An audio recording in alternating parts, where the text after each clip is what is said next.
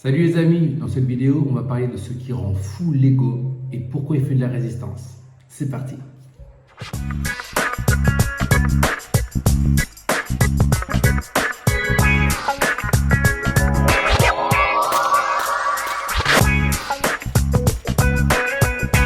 La leçon d'aujourd'hui tourne autour de la leçon numéro 9 du courant miracle. Je ne vois rien tel que c'est maintenant. Donc là, on part encore sur des concepts dont on a déjà parlé. Donc on part bien sûr du passé, de la nature de nos pensées, de la nature de ce que l'on voit autour de nous. Et en effet, si on avait conscience, si vous aviez conscience que la nature des choses autour de vous est totalement vide et totalement illusoire, ça changerait toute votre vie, ça changerait tout votre rapport avec qui vous êtes et ce que vous êtes et ce que vous voyez. Mais ça, évidemment, pour le moment, c'est encore un concept et c'est normal que vous ne le compreniez pas. C'est très normal parce que votre esprit n'est pas encore apte à le comprendre. Et cette leçon aujourd'hui, elle appuie beaucoup sur ça. Elle appuie beaucoup sur le fait que vous n'êtes pas apte encore à le voir. Et c'est OK. Aujourd'hui, j'ai une petite invitation à vous faire une proposition par rapport justement à une démarche que vous pourriez avoir pour vous aider à aller beaucoup plus vite. Un choix à prendre.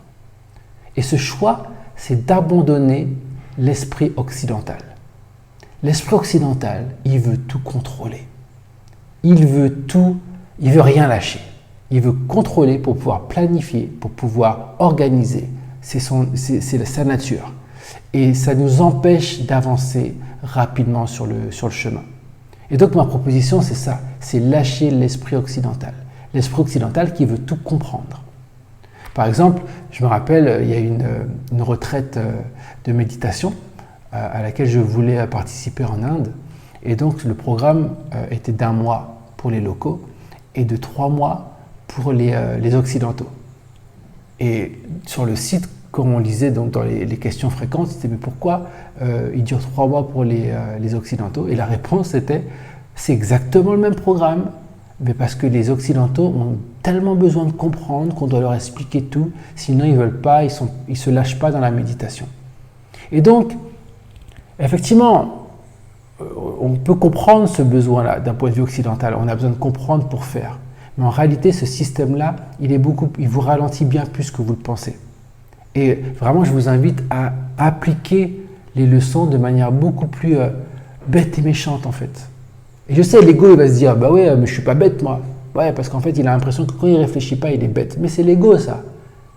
Vous, en fait, ce que vous êtes, vous n'avez pas besoin de cette réflexion parce que vous avez accès à une connaissance qui est beaucoup plus grande. Et en fait, là où on va, c'est vous ouvrir à une connaissance qui est beaucoup plus grande. C'est appliquer les choses, appliquer ces concepts. Par exemple, là, la leçon d'aujourd'hui, je ne vois rien tel que c'est maintenant. C'est juste ouvrir l'idée, en fait, qu'on est ignorant par rapport à notre condition. Ignorant par rapport à ce que l'on vit et s'ouvrir à cette idée-là. Et le faire de manière, sans chercher à tout comprendre. Ça va venir en fait. Parce qu'à force de faire ça, ça vous ouvre. Vos consciences s'ouvrent. Et lorsqu'elles s'ouvrent, vous avez accès à une vraie connaissance. Une connaissance qui est beaucoup plus grande et beaucoup plus directe aussi. Parce que notre compréhension, elle est totalement erronée de toute manière. Parce que quand on réfléchit, elle vient d'où notre compréhension? Elle vient de notre passé. C'est-à-dire qu'on a appris les choses dans le passé et on les applique dans notre présent. C'est-à-dire qu'on a vu quelque chose dans le passé, sauf qu'on a vu que toutes les choses qu'on voit, elles sont vides. C'est rien en fait. Il n'y a rien dedans. Et donc on voit quelque chose, donc c'est rien. On essaye donc de l'analyser. Notre analyse, forcément, on analyse quoi? On analyse rien, donc forcément notre analyse c'est rien. Et avec ce rien, on va essayer de comprendre ce qu'on est en train de faire maintenant. Qu'est-ce qu'on va en sortir? On va en sortir avec rien. C'est-à-dire que nos conclusions n'auront aucune espèce de substance. L'ego peut-être va en voir. Peut-être que l'ego va prendre des décisions par rapport à toute cette analyse, mais en réalité, ce sera vide de sens.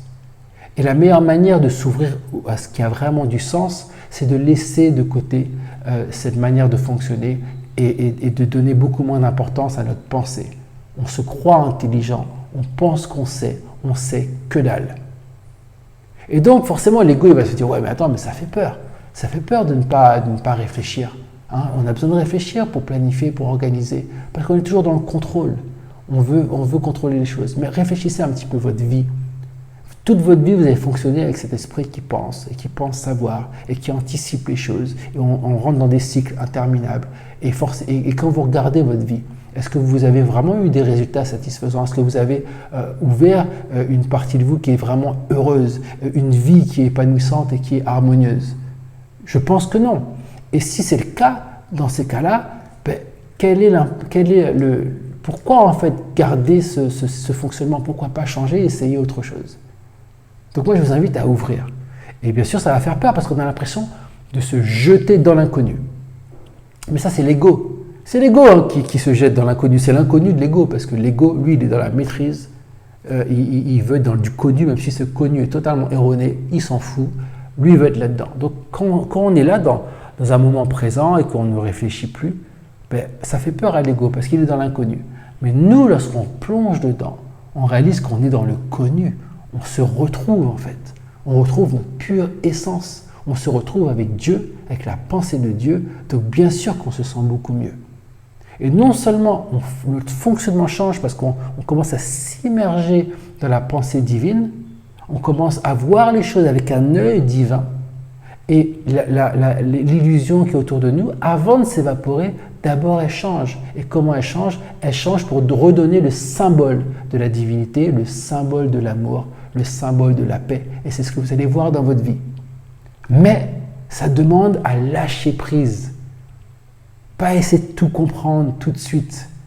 Pas essayer d'analyser, dire oui, mais si je fais ça, ça va donner ça. Et si je fais ça, ça va donner ça. Mais non, je peux pas, par exemple, dire que les choses n'ont pas d'importance parce que sinon, ça veut dire que ma vie, elle va devenir super sans saveur. Que ma vie, elle va... Non, en fait, tout ça, c'est des anticipations erronées de l'ego.